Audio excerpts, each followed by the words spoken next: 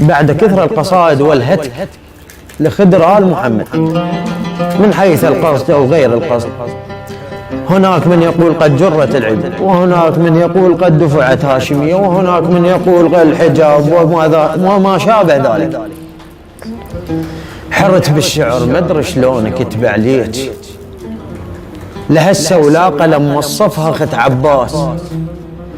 من تقول زينب لا تهيج جروح بصياط القلم هم خلوا عندنا احساس.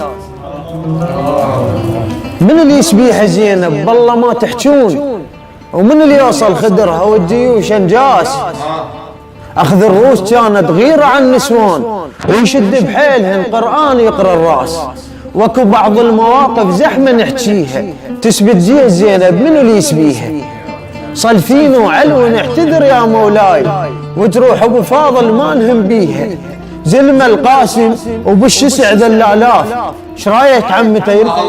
زلم القاسم وبالشسع ذا الالاف، ايش رايك عمتي يقبل نحف فيه؟ زلم القاسم، زلم القاسم وبالشسع ذا الالاف، ايش رايك عمتي يقبل نحف فيها؟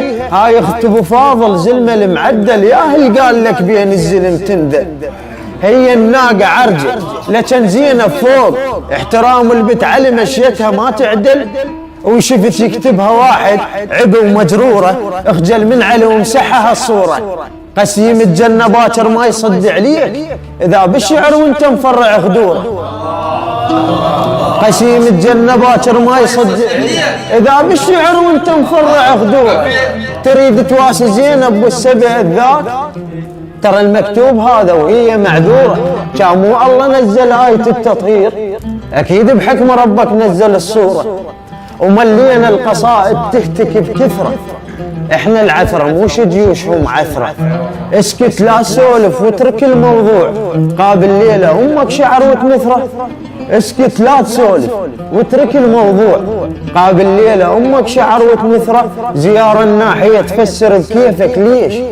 حتى المحصوم بس محصوم اللي يفسره، ما حتى المحصوم زيارة ناحية تفسر بكيفك ليش؟